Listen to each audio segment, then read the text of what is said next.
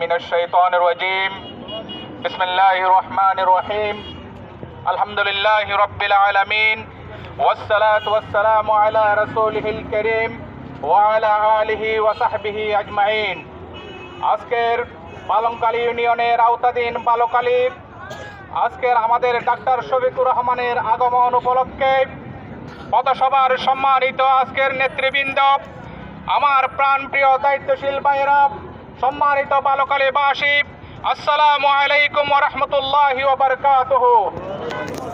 সম্মানিত তৌহিদি জনতা, ৮ তারিখ শনিবার সকাল 9:30টায় বাংলাদেশের জামাত ইসলামীর সম্মানিত আমির, জনগণের জননন্দিত জননেতা ডাক্তার শফিকুর রহমান কক্সবাজার আগমন করবেন।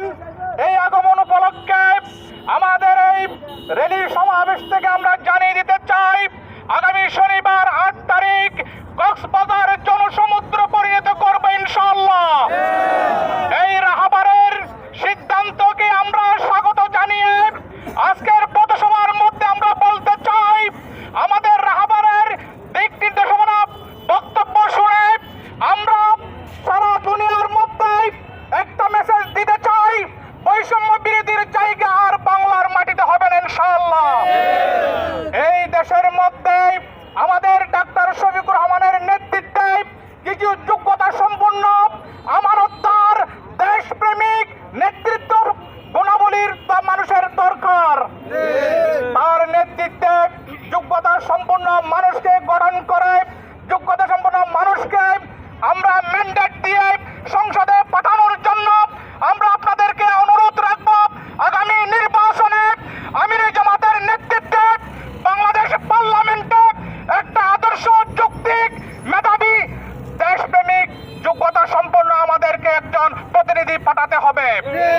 সেই প্রতিনিধির মাধ্যমে আল কোরআনের শাসন, রসুলের আদর্শ বাস্তবায়নের জন্য সেখানে ম্যান্ডেট দিয়ে তার নেতৃত্বে সারা বাংলাদেশের কোরআনের রাজ, রসুলের আদর্শ বাস্তবায়নের জন্য আমাদেরকে সহযোগিতা করতে হবে।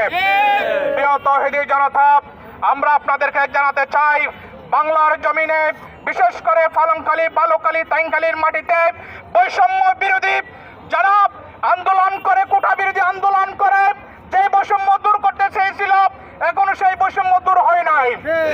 এখন আমাদের কিছু ভালো মানুষের খোঁজ করতেছি, আমরা ভালো মানুষের আমরা খোঁজের জন্য সারা গ্রামে গ্রামে, সারা পাড়ায় পাড়ায় আমরা খুঁজতেছি, যার নেতৃত্বে এই পালংখালী ইউনিয়ন কক্সবাজারবাসীকে নেতৃত্ব দেবে।